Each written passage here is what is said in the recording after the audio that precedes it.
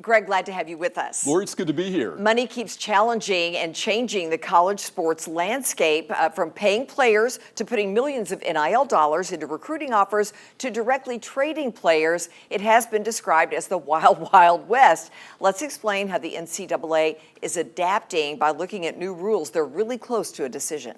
They are, and when we talk about NIL, we talk about players getting big money. Arch Manning at Texas leads the list, $6.8 million. Lori, he was even making money before he set foot on the field. $3.8 million. He did, but last year the transfer heard round the world when Nico left the Vols for UCLA at the end of the spring transfer portal. Apparently, sources say to extort more money. He and some other high-profile cases.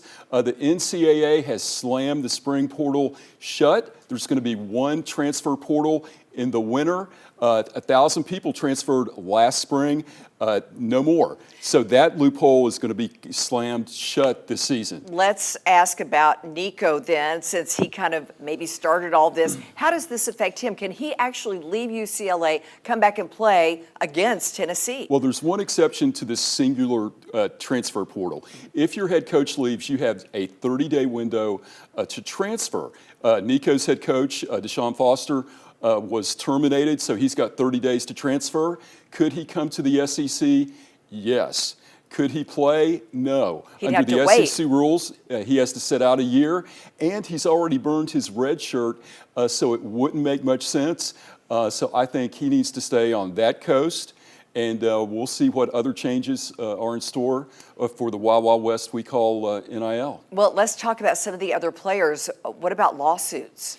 Lawsuits. Well, now that the window has been, significantly reduced, they're going to argue that it is creating an unfair competitive advantage, that they now have lost an opportunity to make more money. So, Lori, as we say with NIL, it's not who has the best coach, the best quarterback, but who's got the best lawyer. And they're going to find creative ways to avoid the transfer portal. Remember, we're going to see that. I mean, Nico was pretty creative. He was pretty creative. And there's another player. This year, a star player from Wisconsin signed a 2-year NIL deal. Instead of trying to jump through the transfer portal, he simply unenrolled, jumped on a plane, went to Miami, didn't ask the NCAA, and just enrolled, played the first game of the season, made 5 tackles, and the NCAA is scratching their heads. Yet another loophole to be fixed. But I think Nico's transfer once again changed NIL for the better. We're going to be watching this. We will. Greg, thank you.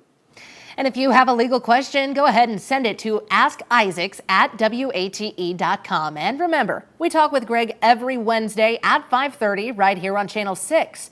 For a deeper conversation, you can watch the whole thing right now on WATE 6+.